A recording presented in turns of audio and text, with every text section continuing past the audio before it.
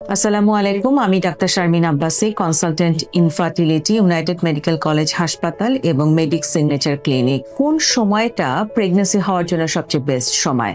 কারণ যাদের regular ministration হয় তাদের ক্ষেত্রে আসলে বেস্ট সময়টা আমরা নির্ধারণ করে দিতে পারি কিনা, কোন সময় হাজব্যান্ড ওয়াইফের আসলে একসাথে থাকা উচিত তারা যদি প্রেগন্যান্সি চায়। এই বিষয়ে আসলে অনেকের অনেক ধরনের ধারণা আছে, অনেকে অনেক কিছু চিন্তা করেন, ভাবেন।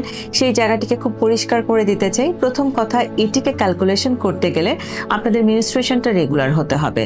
যারা রেগুলারলি মিনিস্ট্রেটিং উইমেন তাদের ক্ষেত্রে কিন্তু ফিক্স করে দেওয়া যায় যে আসলে সেক্সুয়াল ইন্টারকোর্সের টাইমটা কখন হলে প্রপার ওয়েতে কনসিভ করা সম্ভব। যাদের 28 থেকে 30 দিনের একটা সাইকেল আছে, যাদেরকে আমরা বলি নিয়মিতভাবে বা রেগুলারলি যাদের মিনিস্ট্রেশন হচ্ছে, তাদের যেদিন মিনিস্ট্রেশন শুরু হবে সেই দিনটিকে আমরা বলি ডে 1 বা প্রথম দিন।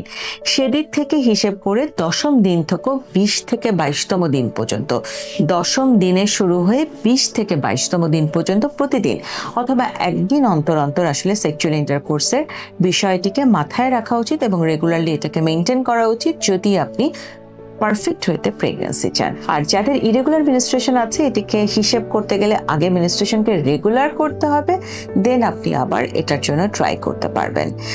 আমার মনে হয় যে আমরা কোন সময়টা আসলে সেক্সুয়াল ইন্টারকোর্স বা সহবাসের সময় পারফেক্ট প্রেগন্যান্সি হওয়ার জন্য সেই ধারণাটি আপনাদেরকে দিতে পেরেছি।